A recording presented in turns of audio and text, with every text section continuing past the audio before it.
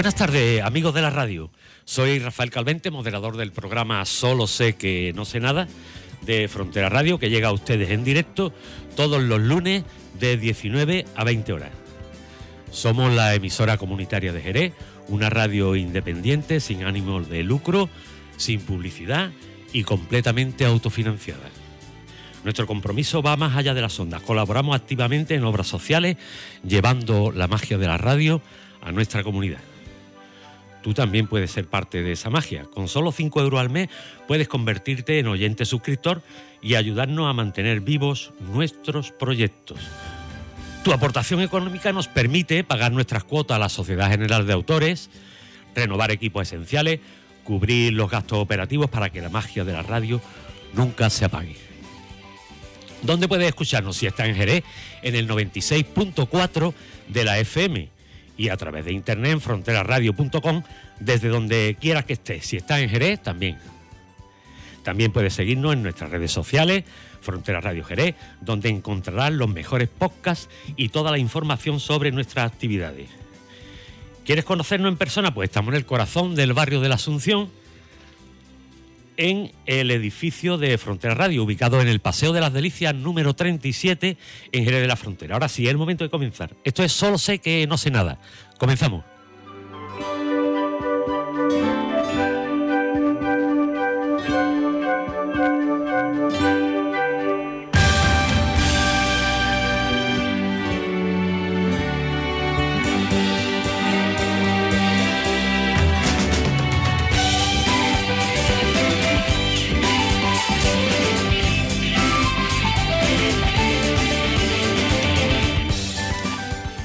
Bueno, pues una tarde más con todos nuestros oyentes. Estamos ya empezando prácticamente el otoño. La temperatura parece que se está comportando como tiene que ser. En unos días nos van a cambiar la hora. Y hoy tenemos con nosotros a una mujer que ha sabido unir la pasión por la historia con el amor por los libros y por su tierra, Jerez. Hablamos de Margarita Lozano, natural de Jerez, graduada en Artes Plásticas y Diseño, escritora, lectora, librera, columnista, divulgadora y guía de rutas literarias.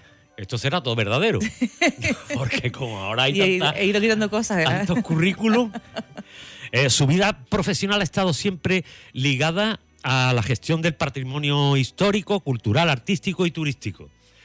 Y ha llevado la historia de Jerez a los micrófonos de distintos medios como Onda Jerez Radio, la FM, Onda Cero o Canal Sur también. Exacto. Hace ya mucho de eso, pero sí. Bueno, como autora nos ha hecho viajar al corazón de la Edad Media con títulos como El Caballero de la Frontera o La Dama del Salado, y también nos ha invitado a mirar con otros ojos nuestra ciudad en obras como Historia Pequeña de Jerez o el reciente La Frontera. Mujeres en el libro del repartimiento de Jerez, donde rescata del silencio a las mujeres que tuvieron un papel crucial en la repoblación tras la conquista de la ciudad en el siglo XIII. Margarita Lozano escribe para desmentir tópicos, sí, recuperar voces olvidadas y recordarnos que la historia no es solo pasado, sino también identidad, presente y futuro. Y hoy está aquí con nosotros para hablar de libros, de mujeres, de fronteras y, por supuesto, de Jerez. Bienvenida, Margarita, es un placer tenerte en los micrófonos de Frontera Radio. Bueno, nos ha jugado una mala pasada, hemos empezado un poquito más tarde, pero lo que pasa, en la radio, como decía Luis del Olmo, nunca se sabe lo que va a pasar. Sí. Entonces, pues eso. ¿Recuerdas el momento exacto en el que tú decidiste que querías escribir tu primer libro, tu primera novela? No. Yo nunca tuve esa idea. Es verdad que de pequeña una monja del colegio le dijo a mi madre que tenía que ser escritora porque era muy mentirosa. Me inventaba una historia con su trama, sus personajes. Entonces, ella misma me regaló una carpeta con sus folios, ¿no? Y me dijo, ¿por qué no la escribes aquí mejor? Entonces, y luego dice, luego me las enseña, y así empezó el tema este, ¿no? Entonces, después de que le escribiese unas cuantas, le dijo a mi madre, debería estudiar periodismo o filología hispánica. Es algo que le ayude a mejorar, ¿no?, el tema. Pero a mí no me interesó. A mí me interesaba la historia y Y el arte. Al final estudié arte. Siempre digo, yo soy la eterna estudiante de historia, porque siempre me matriculo y voy muy a cuentagotas, pero bueno, ahí la llevo, ¿no? Y así empezó realmente, o sea, la primera vez en mi vida que se planteó el hecho de ser escritora, ¿no? Pero yo no me lo planteaba, me lo habían dicho por el hecho de que se me daba bien, ¿no? En fin, el crear historias, vamos a decir, ¿no? El Caballero de la Frontera surgió porque yo me dedicaba al turismo en aquella época y estaba investigando sobre el barrio de San Mateo e hice una ruta con otra, o sea, yo fui como cliente a una ruta de leyendas del barrio de San Mateo y así descubrí a Diego Fernández de Herrera, que conocía la calle pero no sé quién era él. Ahora hablaremos también de tus rutas turísticas. Claro, pues así empezó todo. Entonces me gustó tanto el personaje que empecé a investigar, tal, ¿no? Y al final, como... Claro, en aquella época no tenía ni idea de que, por ejemplo, en el archivo la gran mayoría o sea, empiezan en el siglo XV los documentos, tal, que no hay nada previo, digamos, bueno, hay poco previo, ¿no? Entonces, por mucho que intentaba tirar del hilo, no había hilo del que tirar. Entonces, pues al final se convirtió en una novela. Pero salió sola, o sea, salió porque me obsesioné con ese personaje muchísimo, muchísimo, entonces... Bueno, ¿y qué te atrae primero, la historia o los personajes? Pues no lo sé, la verdad es que creo que al fin de cuentas el personaje, un personaje es su historia, ¿no? Entonces creo que va ligado. En este caso es que además como es un personaje, la historia de Jerez, la historia medieval, cuando era frontera, tal, todo en sí era atractivo, ¿no? Como dijo una vez en una entrevista, era un James Bond a la jerezana, entonces eso me gustó mucho. Y ya claro, el personaje ya me metió a mí, digamos, en el contexto histórico del siglo XIV, tal, y ya casi no salgo de ahí. ¿Qué te hizo pensar que Diego Fernández Herrera, tu James Bond, jerezano, qué te hizo pensar que merecía un libro propio? Es que salió, o sea, yo realmente me pareció tan atractivo eso de que había sido intercambiado por su padre, que era el que realmente estaba cautivo, tal, ¿no? Mientras más leía, lo poquito que había, que se repite mucho a fin de cuentas, el mismo, digamos, trocito de historia que se conoce de él, me hacía muchas preguntas. Entonces, me interesó hacer una monografía realmente de la batalla de la Ina. Pero no había, como he dicho, no había datos suficientes para que fuese una monografía, ni tampoco una biografía sobre él. Entonces, al final se convirtió en una novela, pero que surgió. Yo de pronto me estaba ahí en el Word abierto y puse... Tenía 9 años cuando digo, ostras, esto es una novela. Oye, ¿y Leonor, la protagonista de La Dama del Salado? Ella es un personaje que sale del Caballero de la Frontera, que no es una segunda parte. Esto dentro en el mundo editorial se llamaría un spin-off, ¿no? Que es una historia que sale de otra. Es completamente autoconclusiva, o sea, no hace falta leerte la primera para entender la segunda, pero si te has leído la primera vas a entender muy bien la segunda, ¿no? Y ella es un personaje que saqué del árbol genealógico de los Fernández de Herrera. Es verdad que ella es del siglo XV, no es del XIV, o sea, lo que es Leonor de Melgarejo es del siglo XV, pero bueno, yo la adelanté en el tiempo, o sea, me la traje para que me cuadrase, digamos, en esa historia y me sirvió mucho para poder contar cómo era la vida de las mujeres en la frontera en esa época. Es muy interesante. Después te preguntaremos algunas cosas sobre las mujeres de Jerez en la época medieval. ¿Cuánto tiempo sueles tardar en documentarte antes de ponerte a escribir? Primero te documentas, empiezas a escribir. ¿Cómo no, yo soy muy caótica, entonces a mí me sale... Sí, mucho. Me sale primero la creatividad. O sea, yo la historia me sale sola y la plasmo, ¿no? Que a lo mejor son... no sé, gente que son, yo qué sé, no llega a 100 páginas de Word realmente, ¿no? O sea, pero un poco ahí la trama, ¿no? Yo tengo ya entonces, digamos, a la trama, los personajes, tal, ¿no? Y ya sobre la marcha, claro, necesito que sean hechos fehacientes, ¿no? Vamos a decir, un contexto histórico riguroso. Entonces ya empecé ahí a investigar, pues me hace falta tal, pues esto me hace falta cual. Y entonces realmente va así. O sea, primero me sale lo que es la creatividad y luego empiezo realmente a decir, pues esto al final no podía ser, ¿no? Yo cuando escribí El Caballero, yo los llevaba por el desierto. Luego digo yo, no, espérate, que yo luego fui a Marruecos y digo, no, aquí no hay desierto, esto es estepa. O sea, que decir, entonces realmente, sabes que al final primero te sale lo que se te ocurre, ¿no? Y luego ya vas haciéndola real, vamos a decir, ¿no?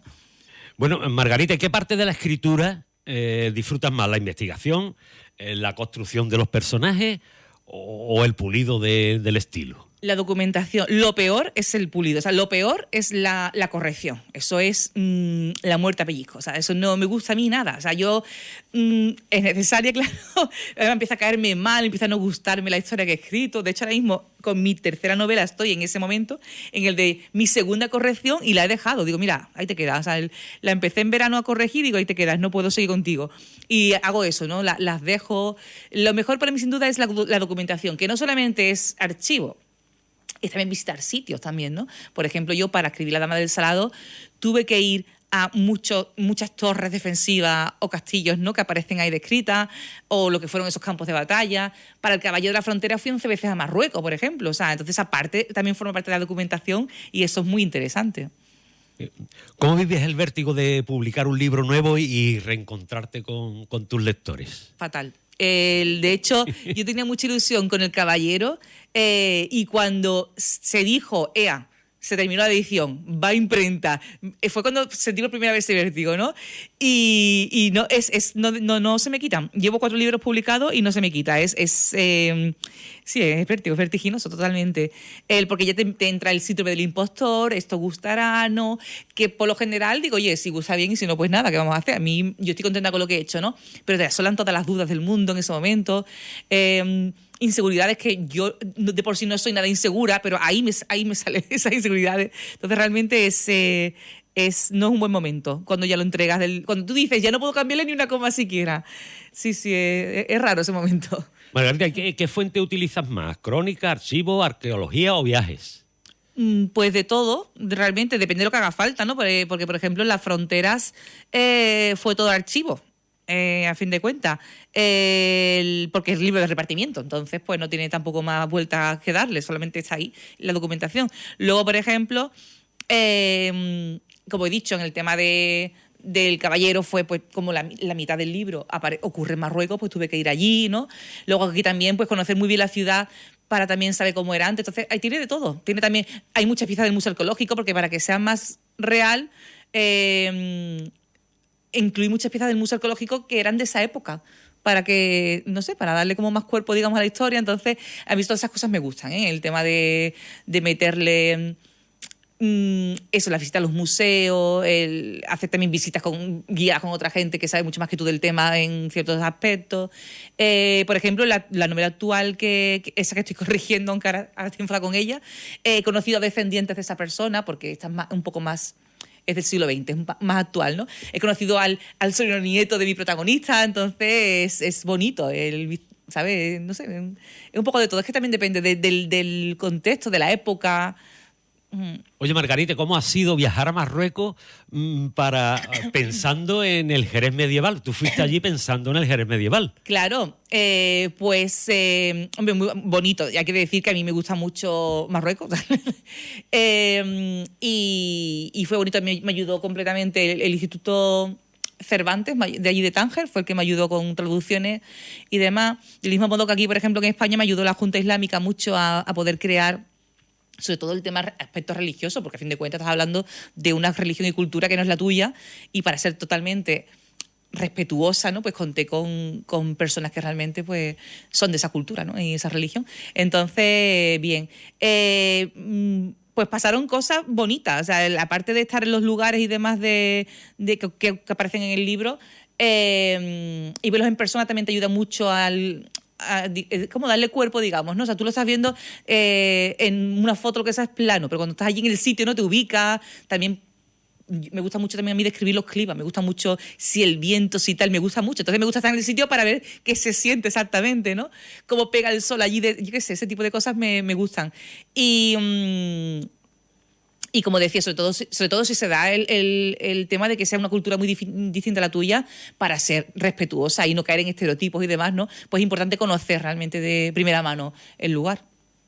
Además que tú luchas contra los estereotipos. Lo intento, sí.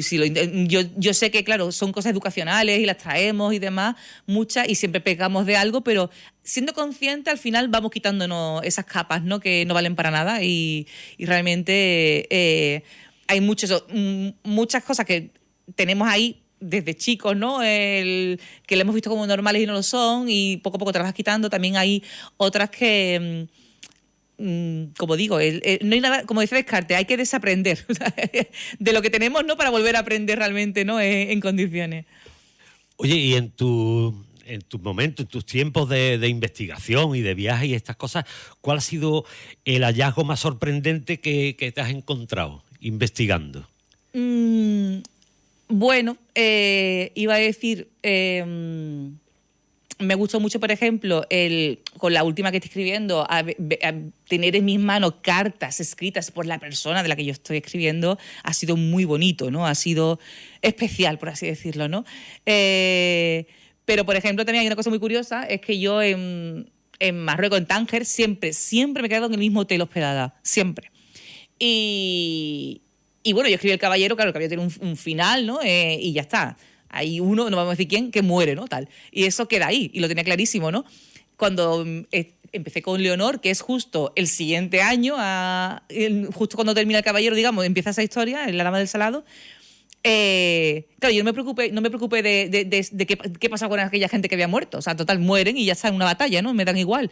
Pero como sí que tuve que recuperarlo para poder seguir la historia, resulta que el hotel en el que yo me llevaba quedando 11 veces se llamaba como la necrópolis en la que estaba enterrado este señor, ¿sabes? Y me llamó mucha atención y yo, oye, esto es como un augurio, ¿no? O sea, me está quedando en el hotel que se llama así por la necrópolis en la que está uno de mis personajes, o sea, y yo sin saberlo, porque yo me quedaba en la muerte en el campo de batalla y ya está. No me preocupé nunca de qué pasó con él después con el cuerpo. Y eso me hizo mucha gracia, por ejemplo. ¿Y cómo logras equilibrar, de alguna manera habrá que hacerlo, equilibrar la fidelidad histórica, como tú has dicho que anteriormente, la fidelidad histórica con la libertad narrativa? Eso es un equilibrio ahí un poco... Sí. Yo intento que... Es que para mí es muy importante la rigurosidad. No, mira, una vez Ken Follett dijo, la historia está muy bien, pero es muy divertido inventarse cosas. Y me pareció horroroso que dijera eso. Porque creo que también hay una responsabilidad, ¿no? Hay mucha gente que realmente cree que la novela histórica es historia, o sea, y no es una ficción, siempre será una ficción. En el momento que tú le pones, siempre uso el mismo ejemplo, unas palabras, un diálogo, ¿no? A alguien que tú no has conocido ya es una ficción, ¿sabes? Porque tú no sabes cómo pensaba esa persona, ni sabrás los hechos que llevó a cabo, pero no cómo pensaba, cómo hablaba, no sabes ese nivel de detalle. Entonces, que tú te inventes un diálogo y lo pongas en su boca ya se está convirtiendo en ficción, ¿no?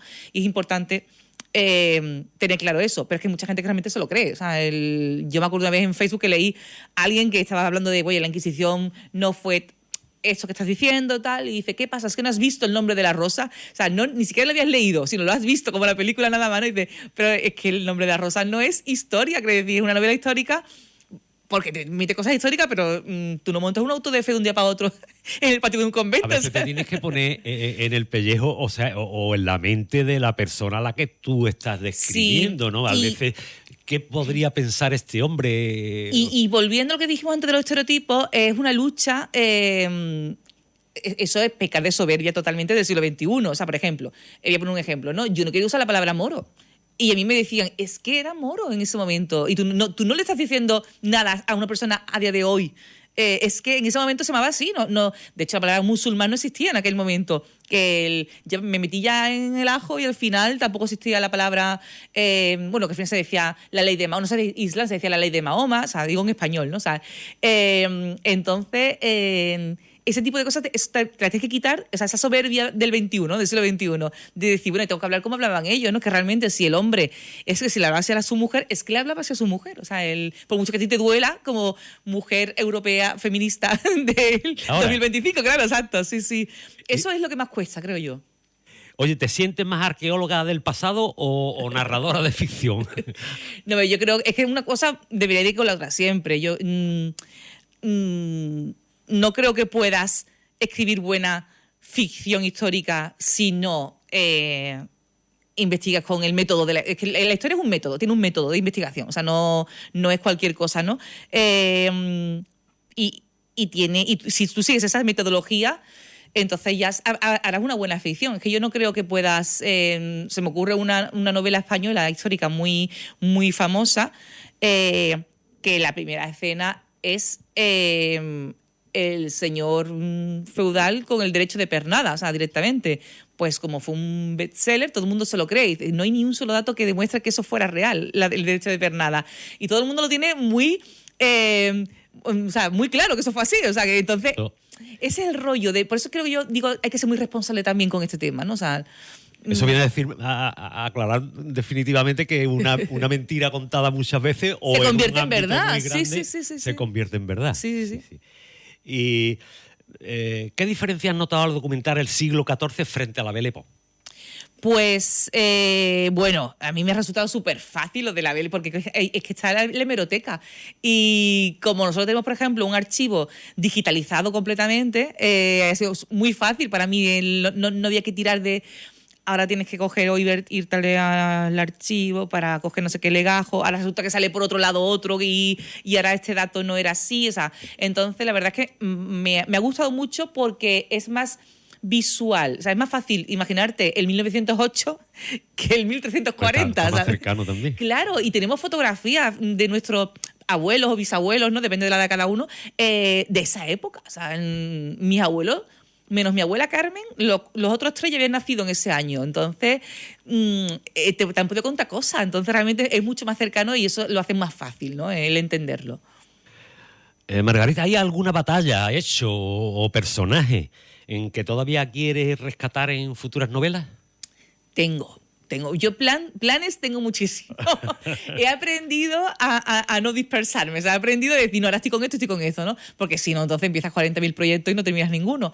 Pero sí que hay. Además, hace mucho me preguntaron si siempre iba, si no temía dedicarme solamente a Jerez por el tema de la proyección, ¿no? Que parece muy local. Al final siempre estoy en la parte de temas locales, en las librerías. O sea, y yo digo, bueno, en algún lugar tiene que ocurrir la historia, ¿no? O sea, que decir, Nerea Riesco escribió El País de las Mariposas en Medina de Río Seco. O sea, Medina de Río Seco. O sea, porque en algún lugar tiene que empezar la historia, tiene que ocurrir, ¿no? No tiene por qué ser siempre Barcelona o Madrid, ¿no? O sea, y yo también pongo el ejemplo, si María Dueñas o Blasco Ibáñez escribieron 2 novelas que ocurren en Jerez de la Frontera, o sea, ¿qué problema hay, no? O sea, y nadie pensó que La Templanza o La Bodega, que son ambos libros, fuese algo local. O sea, son, bueno, en el caso de La Bodega es ya clásico, ¿no? Y La Templanza, aunque es más actual, fue un bestseller. Entonces, ¿por qué no? Yo creo que son complejos lo de no querer escribir sobre la ciudad, ¿no? Porque además yo la miro y está llena de personajes y hechos, vamos, para escribir muchas novelas.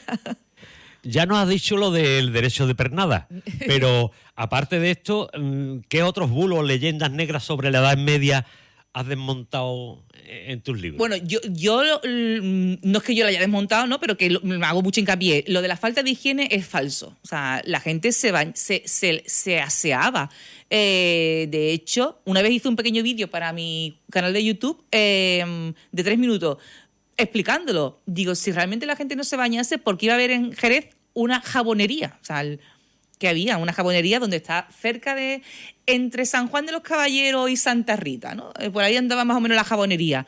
Y era la jabonería de la ciudad, o sea, que era una vamos a decirlo, una empresa, ¿no? pública que se vendía jabón, vamos. Claro, entonces tú no montas eso, que Jerez por una ciudad grande en aquella época. O sea, entonces... a que viene una jabonería, ¿no? Si la gente no se baña. Y luego también está el Museo Arqueológico, que tú vas y ves un montón de objetos de sondas para los oídos, hasta sondas para los oídos. Entonces, no me digas que la gente no se bañaba. O sea, bueno, y los baños almohades que había en Jerez se mantuvieron hasta el siglo XV. Los baños públicos, quiero decir, lo que es el hammam. Y eso demuestra que la Edad Media cristiana también se bañaba, porque ahí estaban los baños, ¿no? O sea, si no estarían en funcionamiento 4 o 5 baños, ¿no? Oye, a mí me gusta mucho la historia medieval. De hecho, ha venido aquí a algunas entrevistas Silvia Pérez. Uy, yo soy muy fan de Silvia. Sí, ¿verdad? Entonces ella ha investigado profundamente la vida de una jerezana Brianda de Villavicencio. Sí. Y entonces, ¿qué te llevó a ti a investigar el papel de las mujeres en el Jerez medieval? El tema empieza todo con el caballo de frontera, fue el que tiró de todo lo demás. O sea, yo cuando, como era la primera vez, yo tardé 7 años en publicar ese libro, ¿eh? O sea, yo lo escribí y cada vez le metía más cositas. Entonces, al meterme en el contexto histórico, como Leonor era un personaje ahí, pues quise saber cómo era la vida de esas mujeres, ¿no? Entonces me viene por ahí. Y ahí fue donde supe cómo pues me leí varios testamentos, ¿no? Y precisamente me hace gracia que hables de Silvia María porque ella para mí es un pilar en todo lo que he hecho. De hecho, en mi libro de la frontera, ella aparece en los agradecimientos porque me ayudó a salir de... Estaba en un bucle metido y me sacó ella. Entonces, el personaje de Leonor fue la que me hizo investigar sobre cómo era la vida de las mujeres en esa época. Me llamó mucha atención que en algunos testamentos aparecían como los hombres cuando iban a la batalla dejaban a sus mujeres al cargo de sus talleres, de sus campos y ponían la palabra de mi mujer como si fuera la mía. Entonces también eso te quita mucho bulo medieval de que las mujeres estaban ahí cual damisela, ¿no? En una torre esperando y con un cinturón de castidad, lo cual también es un bulo, por cierto. Entonces ves unas mujeres activas en la sociedad, ¿no? Y además en el tejido laboral. Lo dejé aparcado, publiqué El Caballero, me metí con La Dama del Salado y ahí tiré mucho más del hilo. Y realmente yo digo, se puede considerar que Las Fronteras, mi libro Las Fronteras, es la investigación histórica que hice para La Dama del Salado. Claro, porque es el estudio histórico que hice sobre las mujeres aquí en Jerez en esa época. Oye, ¿cómo fue descubrir que existieron 21 mujeres caballeros ciudadanos en Jerez? Pues no sé si tú lo descubriste. Fueron 14. Entonces, ¿de dónde has sacado yo 21? Porque yo me confundí. Fue culpa mía. Necesita un corrector. Me confundí y lo publiqué. Y luego me retracté, pero eso ya fue después. Yo creía que eran 21. Y fue precisamente Silvia María. Ahí fue el tema. Esa es la duda que yo tenía y de ahí me sacó Silvia María Pérez. Porque yo decía, ¿esto cómo puede ser? Me fui al archivo, hablé con Cristóbal Orellana, que todavía ya está jubilado, pero en aquel momento sigue siendo responsable del archivo, y él me decía, pero esto no puede ser. Digo, es que es, míralo. Y yo le enseñaba, porque yo me di cuenta, como me tuve que leer tantísimas veces el libro del repartimiento para poder hacer el libro, las saqué a todas ellas, son 1.440 mujeres en total, me lo leí tantas veces que me aprendí el patrón de la frase. Entonces ahí fue cuando me di cuenta que lo de Caballero Ciudadano venía acompañado al nombre de ella, no al nombre de él. Y con ese patrón me fui al archivo, Cristóbal dice, no sé, y me aconsejó hablar con Silvia María, y gracias a ella, ella comparó con otros repartimientos también, el de Sevilla y alguno que otro, y fue cuando dio, que al final no eran 21, eran 14, porque, en fin, porque cuando aparecía el marido, bueno, era según el orden, digamos, ¿no? O sea, si el caballero ciudadano aparecía detrás del nombre de él o detrás de una coma, era él, y si ponía y su esposa, María, que heredó caballería, pues entonces, ¿qué es ella? ¿No? Una cosa así era el patrón. Y claro, yo aluciné con eso, digo, pero ¿esto cómo puede ser? Hombre, obviamente ellas no ejercían la caballería, o sea, era el marido o algún varón de su familia, si tenía un hijo o tenía un sobrino, ¿no? Pero ella era la titular, digamos, ¿no? O sea, era el hombre que se casara con ella o que fuera su heredero, era el que iba a ejercer.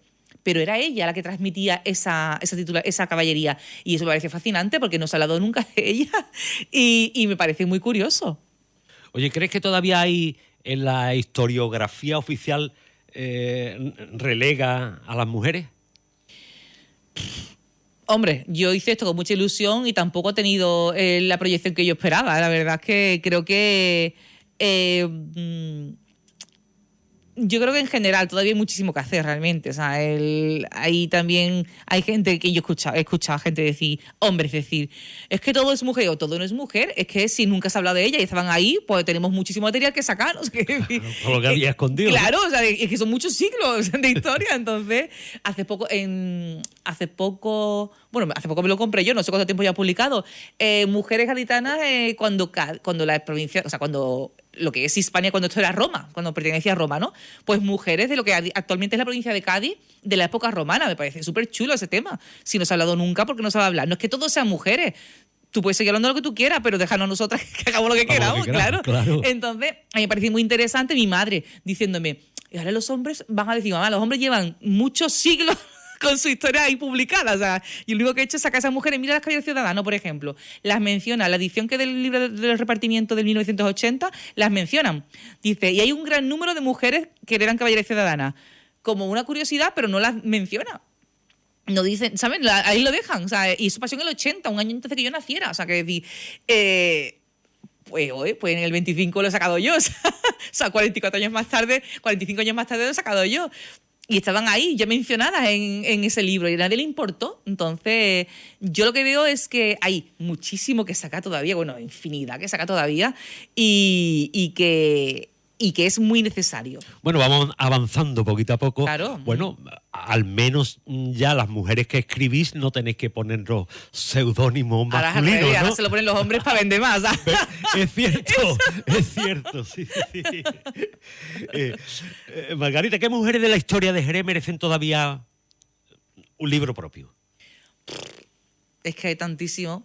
A mí me gusta mucho, por ejemplo, Catalina Hernández, que recibió la que parece ser la primera licencia en toda España para ejercerla, para ser cirujana.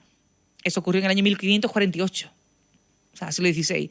Y lo sacó Manuel Romero Bejarano y Bruno Escobar en un artículo de una revista, pero se ha quedado en un artículo de una revista. O sea, que decir, yo creo que eso es una maravilla de tema. La primera mujer cirujana de España es de Jerez. O sea, ¿qué me estás contando? O sea, entonces, eso, podría sacar ahí una novela, ficción, sí, realidad. eso sería muy chulo. Creo también... Bueno, yo conocí a través de... Pasa que eso es imposible tirarle del hilo. En el repartimiento hay una señora que se llama Doña Argenta, que me encanta el nombre, Argenta. ¿Plata? Sí, Plata. Y no tiene apellido, no trae apellido. Esa señora vino sola y en el barrio del Algarve, porque el Algarve era un barrio, no era solamente una calle como a día de hoy, le dieron una mezquita, 5 casas pequeñas, o sea, un montón de cosas, un montón de propiedades y una mezquita entre ellas. Y vino sola, o sea, no se sabe ni de dónde vino porque no lo dicen en el repartimiento tal, pero me parece un personaje que tuvo que ser fascinante porque para que le dieran todo eso, además también ella era uno de los caballeros ciudadanos precisamente, que le dieran todo eso y que fuera titular de Caballería Ciudadana indica que tiene que ser alguien muy importante y no hay nada porque es difícil tirar del hilo, pero bueno, así que se me ocurra, ¿no? Es que yo últimamente le estoy dando muchas vueltas a Doña Argenta. Pero ahí, bueno, más cercano, y en el siglo XIX, pues María Luisa Puiggener, la pintora, que es que... en Sevilla la tienen, como estudió en Sevilla, porque aquí todavía no existía la Escuela de Artes y Oficios, estudió en Sevilla, ahí la tienen como pintora sevillana, o sea, que decir, la tienen en libros y todo, y aquí en Jerez nadie habla de ellas. por decirte así cosas que se me ocurren así rápido, ¿no? Oye, ¿qué similitudes encuentras tú entre aquellas mujeres medievales y las de hoy? Pues... Al final era el problema de todos modos de la historia, que el otro día precisamente, porque hablé de lo de Catalina Hernández en TikTok y me dice uno, y luego dicen que había machismo y no podían trabajar las mujeres. Digo, el problema fue el siglo XIX. El siglo XIX fue lo peor que le pudo pasar a las mujeres. O sea, porque ahí fue cuando ya hay una burguesía fuerte, entonces ya empiezan con el tema de no mi mujer a casa, ¿no? Pero anteriormente era muy práctico, o sea, la población era muy, muy, muy poca, o sea, entonces era muy práctico, era, si tú vales para esto, pues para adelante, o sea, no eran como, no, que ella es mujer, eso no, es más, tuvimos una guerra civil en Castilla, ¿no? Entre doña Isabel, la que después fue la católica, y doña Juana, su sobrina, o sea, nadie dudó de que un hombre fuese, por ejemplo, lo que pasó en el siglo XIX con doña Isabel II y su Carlos María Isidro, su tío. O sea, ahí sí, ahí decían, no, el hombre tiene que ser el heredero, ¿no? Los carlistas, ¿no? ¿Ves la diferencia? O sea, en el 19 luchan porque quieren que un hombre, que es el hermano del rey, teniendo una hija, sea el rey, en vez de ser la hija la que herede. En cambio, en la Edad Media, dos mujeres, estaba Castilla dividida entre dos mujeres. No negaban que fuera una de las dos. Una es la hija del rey y la otra es, bueno, decían que no, pero una es la hija del rey y la otra es la hermana. Pero no dudaban. O sea, la gente era práctica, dice, esto es lo que hay, pues esto es lo que hay. Entonces, si te das cuenta y lo analizas desde ese punto de vista, te das cuenta de que también depende de los estatus sociales, ¿eh? O sea, por supuesto. Obviamente, en cuanto a derechos y demás, te das cuenta de que hay muchas cosas que dicen, no, el hombre, aquí en Jerez pasaba, decían, para que vinieran hombres y mujeres, decían, y los problemas puedes arreglarlos en tu casa, como diciendo que si le hace algo a tu mujer, nosotros no nos vamos a meter. O sea, eso es una realidad también, ¿no? Pero que eran muy prácticos, o sea, que si tú valías para hacer esto, de hecho tenemos, por ejemplo, que lo sacó Silvia María Pérez, una corredora de caballos, o sea, como una broker equina, o sea, y unos trabajos que tú dices, es que es emprendedora, o sea, eso es la Edad Media. Luego en el 19 no te las encuentras, ¿no? Oye, tú fuiste una jerezana del Algarve también, porque tuviste una librería en el Algarve, ¿no? La calle Algarve es mi favorita, te habrás dado cuenta. Además, no le puse Algarve Libros, que no le puse otro título. ¿Algarve se llamaba? Sí, Algarve Libros. No le puse otro nombre porque me encanta la calle actualmente y también me gusta antiguamente. Y tengo fotos de cómo eran en el siglo XIX, me encanta. Hace poco supe, precisamente el padre de María Luisa Puiggener, la artista, tuvo una librería en la calle Algarve, o sea, él también, y me gusta mucho tirar de esa calle, me encanta. Y me encantaría saber cómo fue ese barrio, que no sabemos cómo era porque se ha perdido en el urbanismo realmente, ¿no? De actual. No tenemos ni idea de cómo era, cuántas calles lo conformaban y demás, pero sí. Oye, ¿cuál fue el primer libro que tú recuerdas que te cambió la vida? Yo, aunque llevo leyendo desde pequeña, a mí, Madame Bovary, cuando yo tenía 19 años, sin duda. Ese será siempre el libro para mí. ¿Qué libro de historia recomendarías tú para entender mejor Jerez? Yo siempre digo, son dos. El Calles y Plazas de Agustín Muñoz, que se publicó en el año 1903, y excepto que comete un error con la calle Porvera, que dice lo que te dice todo el mundo de Porvera de la Muralla, eso no es así, era por la polvera que había de una calería. Es fantástico. El Calles y Plazas de Jerez y el Iglesias y Convento de Manuel Romero Bejarano son los dos libros para que tú te crees tú mismo el urbanismo de la ciudad y la historia, porque, por ejemplo, tanto el Calles y Plazas como el Iglesias y Convento te explican qué había ahí y por qué. O sea, esta calle se llama así por esta razón. Entonces, está contando la historia de Jerez realmente a través de sus calles. Y el de los Iglesias y Conventos ayuda mucho porque, primero, tenemos muchas plazas desde hoy, como el Progreso o la Alameda del Banco, que eran hospitales o conventos, que nadie se lo imagina, pero lo eran, o sea, estaban ahí. Ese es el hueco que quedó de cuando los derribaron. Entonces te ayuda mucho también, pues esto estaba aquí y lo mandó a construir no sé quién, porque tal. Entonces, con su gente, la gente siempre es lo que hace la historia de la ciudad. Están muy bien los héroes y las gestas, ¿no? Pero a fin de cuentas la población es la que hace ese. Claro, entonces con el Calles y Plazas, con el Iglesias y Convento, te haces perfectamente la idea de cómo era la ciudad antiguamente. Bueno, pues ya saben nuestros oyentes. Sí, yo siempre los recomiendo. Además, siempre lo digo. Cuando yo tenía la librería los vendía muchísimo porque decía, para mí son estos dos. Me encantan. ¿Te consideras una lectora voraz o eres más selectiva? Yo era antes muy voraz, cuando era más joven. Me daba igual, me he leído de todo, o sea, me daba igual. Y después con el tiempo me volví más selectiva. Entonces, tengo que decir que leo muchísimo por trabajo, o sea, por el tema de escribir, leo mucha historia, o sea, mucho texto histórico, quiero decir, o sea, mucho texto académico y estudios históricos, ¿no? De hecho, en mi casa lo que más tengo es eso. De literatura tengo menos. No porque no la lea, sino porque también además tiendo a donarla cuando me lo leo. O sea, en la biblioteca antes lo hacía en el Hospital de Jerez, ahora lo hago en la Barca de la Florida porque yo me fui a vivir al campo y lo suelo donar. Cuando me lo leo, lo dono. Pero leer todos los días. Cuando estoy por la mañana, que es cuando yo me siento a escribir, consulto mucho de textos históricos y yo por la noche todos los días leo. Todas las noches. Es una cosa que tengo como costumbre desde siempre y sí que, además voy cambiando, empecé solamente con historia, luego novela histórica y ya poquito a poco voy cambiando. Me lo ha dicho mi librero, que es Adrián Otero del Laberinto, dice, has ido evolucionando como lectora. Pues también me dejo, ¿no? El que me conoce, pues si me recomienda esto por aquí por allí, ¿no? Pues le hago caso y acierta, la verdad. Oye, ¿prefieres leer novela histórica de otros autores o evitas hacerlo para evitar la contaminación? No, me gusta y admiro. De hecho, una de las mejores cosas que me pasó cuando tenía la librería fue conocer a muchos autores que me traje a hacer presentaciones allí o incluso a la Feria del Libro para que vinieran a firmar y que siempre eran de novela histórica. La verdad es que hay veces que veo, digo, esto no puede ser, o sea. Pero bueno, yo tengo muy interiorizado ya, como pasa también con el cine y con las series, que oye, eso es una obra artística. O sea, no me pongo a juzgarlo, yo no lo voy a hacer. O sea, yo como he dicho antes, voy a ser respetuosa y rigurosa con el contexto histórico y tal, pero ya tampoco critico que otra gente no lo sea. Me dejo llevar por la historia, ¿no? En fin, me dejo llevar por lo que otros autores hagan. Oye, y considerando la formación que tú tienes en artes plásticas y diseño, ¿te has visto en algún momento ilustrando en algún momento tus obras? Sí. Algo hay por ahí, sí.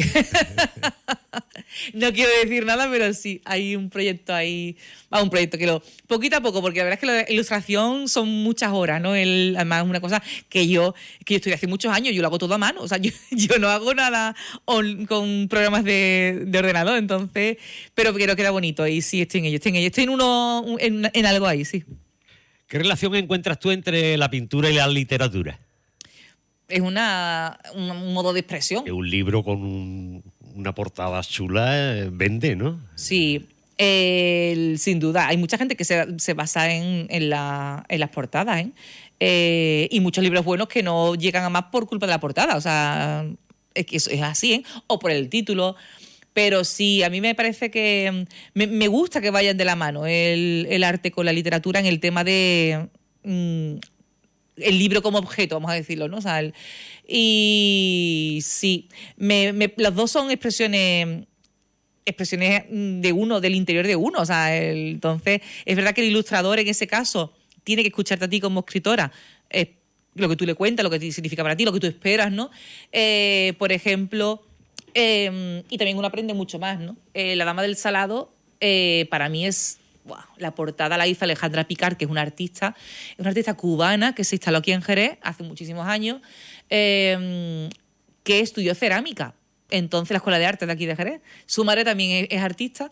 Entonces, yo tengo una gran colección de cerámica de ella. Me gusta mucho la cerámica. Entonces, tengo en mi casa muchas cosas hechas por ella. Y cuando le encargué la portada, si se da cuenta, es un azulejo. O sea, de hecho, tiene si se fija uno bien, tiene hasta el fondo marrón como es el color del barro. O sea y me parece súper bonito, además, con 4 elementos, que es un vestido, un crucifijo, una daga. Te está diciendo un montón de cosas del libro, o sea, la época, el lugar, la venganza, o sea, muchas cosas, ¿no? Entonces, me parece muy interesante cuando se ligan ambas cosas. Cuando he estado mirándote las cosas que tú haces y eso, pues yo te he conocido, nos hemos conocido hoy. Sí.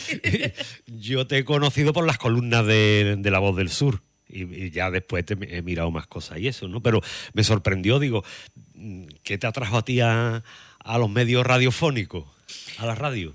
Pues vino por el tema de divulgación, realmente de ahí viene, porque yo empecé con la página mía de Facebook en el 2012, a finales de 2012, luego ya fui ampliando las redes, ¿no? Y vino porque la primera vez que yo emprendí fue era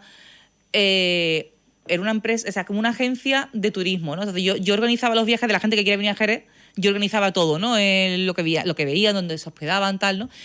Y entonces me llamaba Onda Jerez para ir a un programa que hacía Chari Jiménez en su día, una vez a la semana. Nos juntaba gente del turismo y la primera vez que yo fui, me escuchó cuando terminé, me dice, me encanta todo lo que has dicho y cómo te expresas. Dice, ¿tú quieres venir? Me dejó como colaboradora ahí, ¿no? Así surgió, fue porque fui a un día a hablar del turismo y les gustó. Y ya de ahí fui tirando y ya fui con mucho más, ¿no? Y al final, en que empecé con el tema turístico, luego con viajes, ¿no? Acabé hablando ya de historia de Jerez, ¿no? En Canal Sur, o sea que... Oye, hablando de los medios radiofónicos, ¿qué opinas tú de la manera de contar historias de Nieves con Costrina en la cadena SER? No es lo que yo haría. Bueno, pues no soy yo fan, ¿no? De los temas que tú has llevado a la radio, ¿cuáles han sido los que tú crees que han tenido más interés público? Pues yo hice un programa que se llamaba De Jerez al Mundo, que estuvo muy chulo porque yo ahora ya no, pero en aquella época viajaba muchísimo. Y el de Jerez al Mundo estuvo chulo porque era contar cómo desde aquí, porque decían hay muchos viajes en coche, o sea, entonces cómo era desde Jerez a ciertos sitios. Fue interesante, la gente le interesó eso mucho. Y luego también ya en Canal Sur, cuando tuve el Jerez de Margarita, que era hablar realmente de la Edad Media jerezana, ¿no? Sobre todo la baja Edad Media jerezana, vamos a decir más bien. Y ese también estuvo muy chulo, ese gustó también mucho. Y a mí también me interesó mucho o sea, que es verdad que cuando haces más cosas, prepararte un programa no es tan fácil, implica mucho, ¿no? Entonces, claro, realmente me quitaba mucho tiempo también a mí de escribir. Es como la librería, a mí me gustó mucho ser librera, pero me quitaba muchísimo tiempo, me quitaba todo el tiempo del mundo. O sea, cuando tú eres tu propia jefa, el negocio es toda tu vida, entonces no podía escribir. De hecho, fue el tiempo que estuve con la librería no escribí nada. ¿Cuánto tiempo estuviste con la librería? 1 año exacto. Sí. Un año exacto. En ese año no escribiste. Nada, cero. O sea, era incapaz. No. Cliente, pedido, no sé qué. Sí, porque luego te vas a tu casa y al final ya estás cansada, no te vas a poner con el ordenador en tu casa, ¿sabes? ¿No? Y yo pensaba que iba a poder escribir allí, pero que va, allí estás con la gente o haciendo los pedidos. Luego una librería es muy complicada porque solamente existen dos sistemas de gestión de librería y son complicadísimos. Antes tú tienes que meter todos los códigos de los ISBN, digamos, ¿no? O sea, tal... un rollo. Y luego también están las devoluciones, porque aquí los libros se devuelven. Tú no los compras, sino que te los prestas, vamos a decir entre comillas, ¿no? Los pagas cuando te los venden, ¿no? Claro, entonces tienes que devolverlos. O sea, es un rollazo. O sea, no, la verdad es que fue bonito, pero mucho más trabajoso de lo que yo pensaba. Y sobre todo que me quitaba el tiempo de lo que yo quería hacer realmente, que es escribir. Oye, ¿tú crees que el papel que tiene la radio para difundir la cultura local? Yo creo que, sinceramente, esta radio como una radio como esta para difundir cultura local, no creo que haya otra, por lo menos en Jerez, que se le dedique aquí a la cultura Sí. y a la historia todas las semanas, con lo menos 2 horas del Puerta Real, 1 hora de este programa, a difundir cultura local y sin publicidad y sin nada, me parece un mérito extraordinario.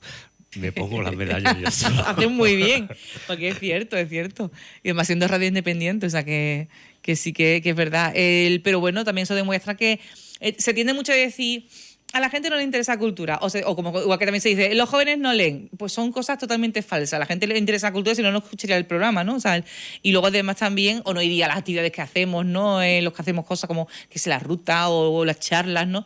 Y luego también o la gente que dice, es que la gente habla por hablar, creo yo, porque lo asume, a lo mejor porque esa persona que lo está diciendo no le interesa, pero luego yo cada vez que hago una ruta siempre digo, ¿estás seguro que no viene nadie? En el calor de agosto y pum, más gente vino, ¿sabes?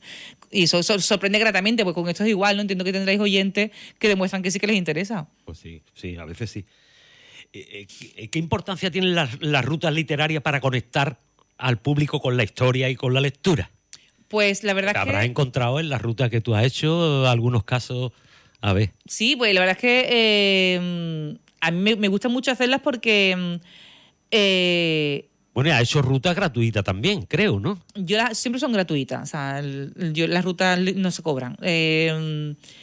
Y la verdad es que me gusta mucho porque la gran mayoría, obviamente se enteran porque son seguidores míos, ¿no? O, vamos a decir, seguidores / lectores.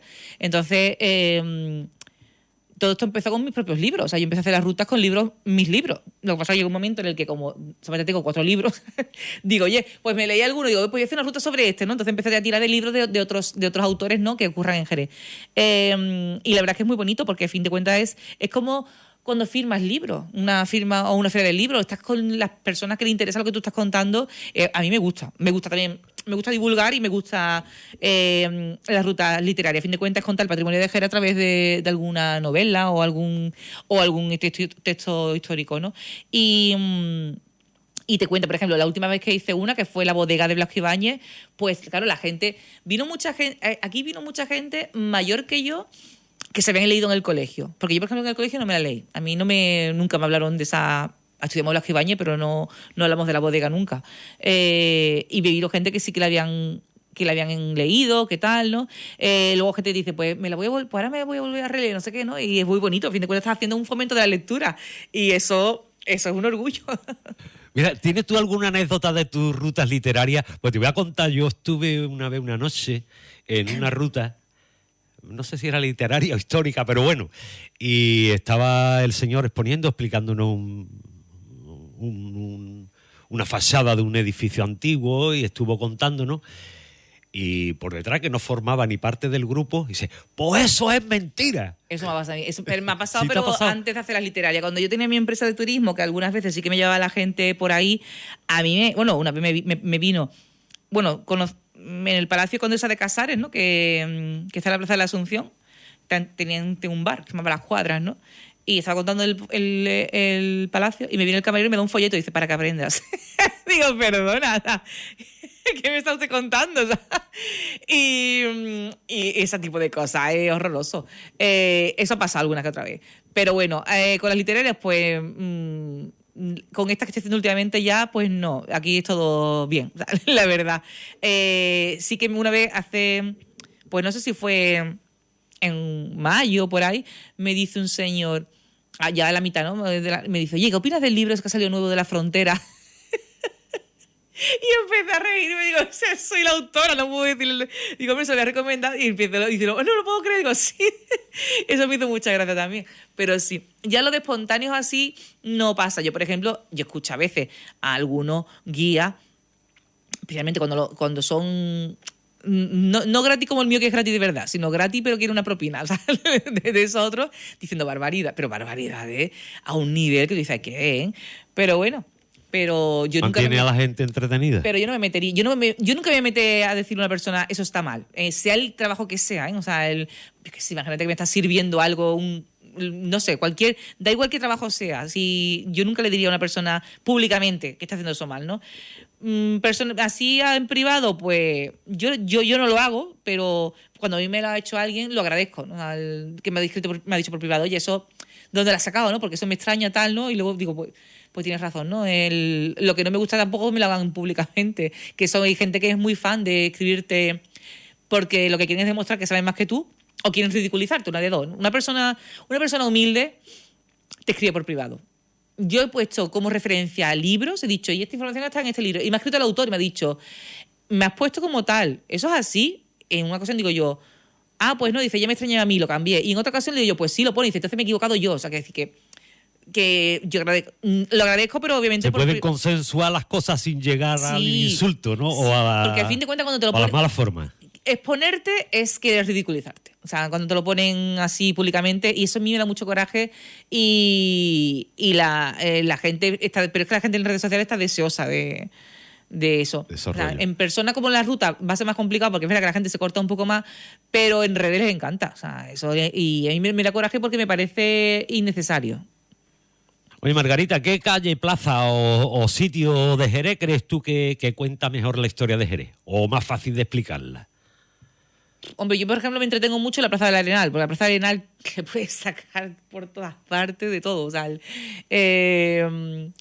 ya explico, por ejemplo, la Puerta Real, la Macbara que había Andalucía, el arrabal que había exterior cuando llegó Alfonso X el Sabio... yo qué sé, la caja del tiempo, o sea, la cápsula del tiempo que apareció debajo de Miguel I de Rivera cuando quitaron el monumento, el tema de los juegos de justas, ¿no? De cañas que había, o sea, la Plaza del Arenal te da muchísimo. Estoy allí por lo menos 15 minutos hablando, o sea, me gusta mucho porque pasa que es muy ruidosa. Normalmente hay siempre gente, hay muchos bares, está el carrusel y no se te oye muy bien, ¿no? Pero es verdad que... del carrusel, váyate. Bueno, no voy a decir nada. Porque... Sí. O si no, ahí está el mercadito de Navidad. Siempre hay algo, ¿no? O sea, que es normal, a fin de cuentas, vamos a decir, la plaza mayor, por así decirlo, ¿no? Pero es verdad que se puede contar muchísimo y me gusta. También me gusta Rafael Rivero, aunque eso ya es más burguesa, vamos a decirlo, ¿no? Puedes contar la Puerta de Sevilla y luego ya también pues todo el tema de los palacios. Pero Avenida Arenal creo que sí que es la primordial, realmente. Hay también... Me gusta mucho pararme en el rellano de la catedral. O sea, dejando la catedral a mi espalda, me vuelvo porque se ven casi todo. Se ve, excepto San Mateo, se ven todas las que eran mezquitas, o sea, hasta Santiago y al fondo. O sea, entonces me gusta también pararme ahí porque tienes una visibilidad, digamos, ¿no? de todo lo que es el casco histórico. Oye, ¿tú crees, Margarita, que Jerez está aprovechando bien su patrimonio histórico? No. Nosotros tenemos un museo arqueológico que no se abre, por ejemplo, por las tardes. A día de hoy no sé cómo está por los fines de semana, pero tuvo una época que no abría los domingos, por ejemplo. Pero un museo que no abría, por ejemplo, por las tardes. Esta tarde ha estado aquí en otro programa el delegado de Cultura, Paco Zurita. Ha estado. Pues habría que haberle preguntado, no sé si el compañero le ha preguntado algo. El Alcázar tampoco tiene un buen horario, o sea, creo es que no sé yo cómo va.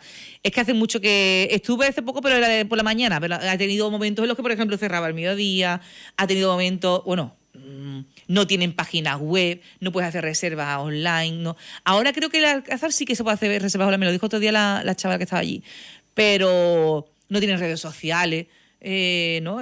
Cualquier museo tiene sus redes sociales, va a hacer, pues, sí, explicando esto, no sé qué, ¿no? Mira, las redes sociales de la bodega Cayetano del Pino tiene sus redes fantásticas. Te traen a alguien que cuenta algo, o sea, son activas. O sea, y eso aquí falta, por ejemplo.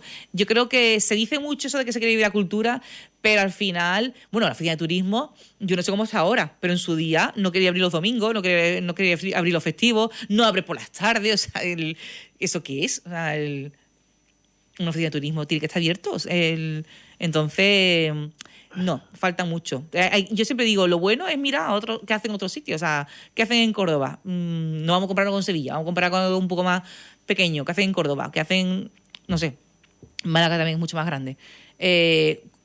Vamos a fijarnos en eso, en incluso más pequeños, ¿qué hacen en V de Baeza? Que son pueblos muy pequeños, o sea, y viven enteramente del patrimonio. O sea, pues ponerlo en valor.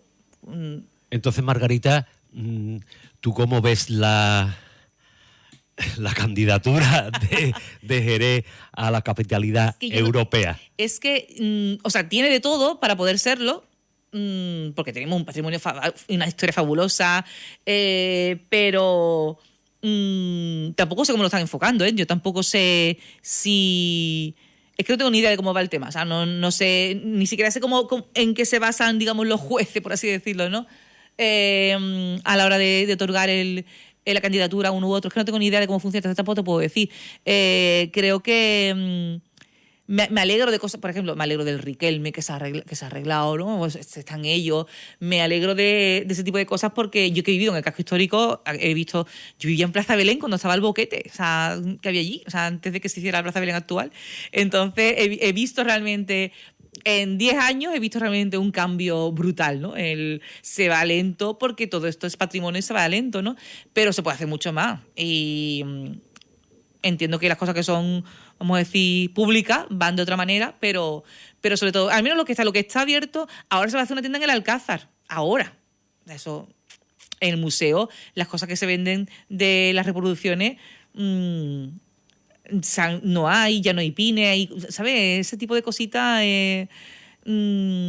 son importantes. Sí, también, son porque a fin de cuentas es lo que la gente se va a llevar de recuerdo y te va a recordar, que si no vas a ver. Y luego sobre todo también el tema de que, yo qué sé, hay que tantas cosas, es que hay tantísimas cosas que no... Yo siempre digo lo mismo, fijarnos en lo que hacen otros e intentar acoplarnos a eso, ¿no? Pero sobre todo los horarios, yo creo que los horarios es importante que se abra. Y si, por ejemplo, yo qué sé, si tenemos, por ejemplo, no sé, por ejemplo, de arqueólogos, ¿no?, municipales, y no hay nada que excavar, ahora mismo no se está viendo, pues esas personas, yo qué sé, a lo mejor podrían escribir algo o hacer visitas, que se hacen, ¿eh? O sea, pero eso, por ejemplo, está bien. Pues las visitas que hacen Manuel Romero Bejarano o Laureano Aguilar Moya, que las hacen en verano o en invierno, que las hacen de día, eso, por ejemplo, está muy bien. Pues ese es lo que hay que seguir realmente, ¿no? Esa estela o las publicaciones que se ha hecho alguna vez, que Manuel Romero las ha hecho para el ayuntamiento, como por ejemplo el que hizo sobre el Trillo Borbón, que es un diario que se apareció ahí en el archivo, el del agua el pueblo Perece de Sé, que fue sobre el tema del agua en la ciudad, ya que tenemos a realmente gente brillante en cuanto a historia y demás, pues oye, tira por ahí, ¿no? Bueno, pues tenemos que terminar. Llevamos una hora ya charlando de libros y de cosas culturales. A mí verdaderamente me ha encantado la entrevista, me lo he pasado muy bien. Yo también. Así que muchas gracias por haber venido y espero que hayamos cogido a alguien que se interese por la literatura y por las cosas históricas de Jerez, ¿no? Sí. Nosotros volveremos la semana que viene. La semana que viene vamos a tener un personaje importante que es David Puerto, que va a tener un programa aquí en Frontera Radio dedicado a la Semana Santa que se llama Ondas de Pasión. Pues la semana que viene hablaremos con él. Así que muchas gracias, Margarita, por haber venido. A vosotros. Y seguimos la semana que viene. Buenas tardes. Esto es Solo sé que no sé nada.